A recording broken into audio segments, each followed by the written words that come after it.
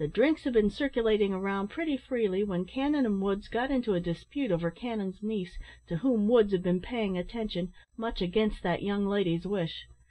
After some hot words between the men, Woods drew his .45 Colt revolver, remarking as he did so, "I will kill you," and in raising it his finger must have slipped, as his gun went off and the bullet hit a glass of beer in the hand of a man who was in the act of raising it to his lips, scattering the broken glass all over the room, then passing through the ceiling of the saloon.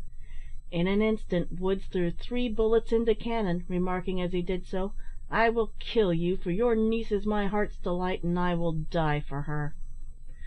Buck Cannon's dying words were, "Boys, don't let a good man die with his boots on."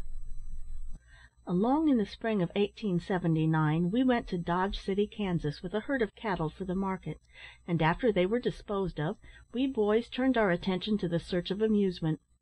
Some of the boys made for the nearest saloon and card table, but I heard there was to be a dance at Bill Smith's dance hall, and, in company with some of the other boys, decided to attend. There was always quite a large number of cowboys in Dodge City at this time of the year, so we were not surprised to find the dance hall crowded on our arrival there. Smith's place occupied a large, low frame building down by the railroad tracks on the south. We found many old acquaintances there, among them being Kiowa Bill, a coloured cattleman and ranch owner of Kansas, whose ranch was on Kiowa Creek. I had met him several times, but this was the first time I had seen him in a couple of years. But as he was dancing with a young lady, I could not get to speak with him at once. So I looked up a wallflower, and proceeded to enjoy myself.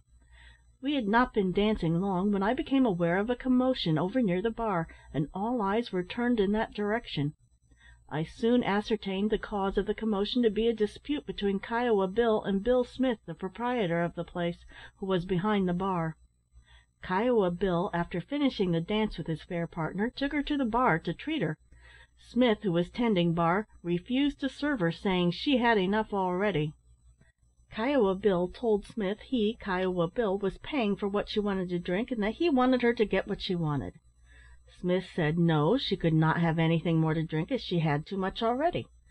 At this, Kiowa Bill reached over the bar and struck Smith over the head with a whiskey bottle, partly stunning him, but he recovered in an instant and grabbed his .45 Colt, Kiowa Bill doing the same, and both guns spoke as one. Smith fell dead behind the bar with a bullet through his heart. Kiowa Bill rolled against the bar and slowly sank to the floor, and was dead when we reached him. The next day they were hauled to the cemetery, laying side by side in the same wagon, and were buried side by side in the same grave. Kiowa Bill had made his will a short time before, and it was found on his body when he was killed.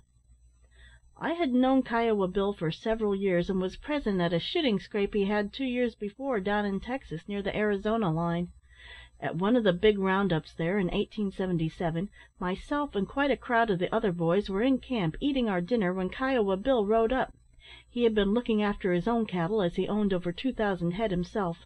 One of the boys in our party, who did not like Bill, there being a feud between them for some time, on noticing Bill approaching, remarked, "If that fellow comes here, I will rope him." True to his word, as Bill rode up, the cowboy threw his lariat. Kiowa Bill, seeing the movement, threw the rope off at the same time, springing down on the opposite side of his horse. The cowboy, enraged at his failure to rope Bill, shouted, "I will fight you from the point of a jackknife to the point of a .45, at the same time reaching for his .45, which was in the holster on his saddle, which was lying on the ground a short distance away. At that, Kiowa Bill fired, striking the cowboy in the neck, breaking it. Bill then sprang in the saddle and put spurs to his horse in an effort to get away. Several of the cowboys commenced shooting after Bill, who returned the fire. One of the cowboys, squatting down and holding his .45 with both hands, in an effort to get a better aim on Bill, received a bullet in the leg from Bill's revolver that knocked him over backwards, and caused him to turn a couple of somersaults. Bill got away and went to New York. He was later arrested in St. Louis and brought back. At his trial he went free, as it was shown that he killed the cowboy in self-defence. His appearance at the dance was the first time I had seen him since the scrape in Texas. Kiowa Bill was of a peaceful disposition, and always refrained from bothering with others, but if others bothered with him, they were liable to get killed, as Kiowa Bill allowed no one to monkey with him. Such was life on the western ranges when I rode them, and such were my comrades and surroundings, humour and tragedy.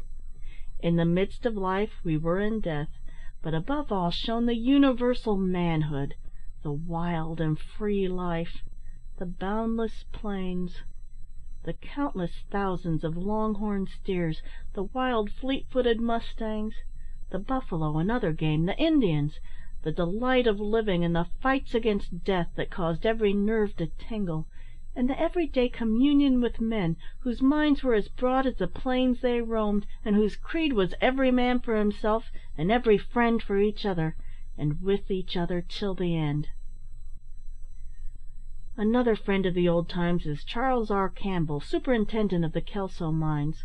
Chats with these good whole-souled people of the cattle range bring back reminiscences of the past that would fill volumes, but space and time in these days of hustle and bustle are but dreams, and the world is full of them now. I am at the present time connected with the General Securities Company in Los Angeles, Mr. A.A.C. Ames is president, Mr. James O. Butler vice president, Mr. Jacob E. Meyer secretary, and Mr. George W. Bishop treasurer. These gentlemen are always extremely kind to me, and the appreciation I feel for the kindnesses shown me will be fully rewarded. As I stop to ponder over the days of old, so full of adventure and excitement, health and happiness, love and sorrow, isn't it a wonder that some of us are alive to tell the tale? One moment we are rejoicing that we are alive, the next we are so near the jaws of death that it seems it would be almost a miracle that our lives be saved. Life to-day on the cattle range is almost another epoch. Laws have been enacted in New Mexico and Arizona which forbid all the old-time sports, and the cowboy is almost a being of the past.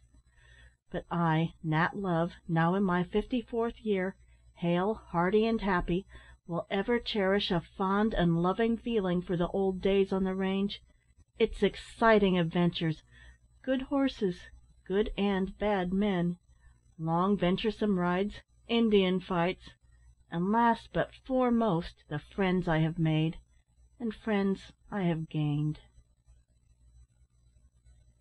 End of chapter 22. The end of the life and adventures of Nat Love.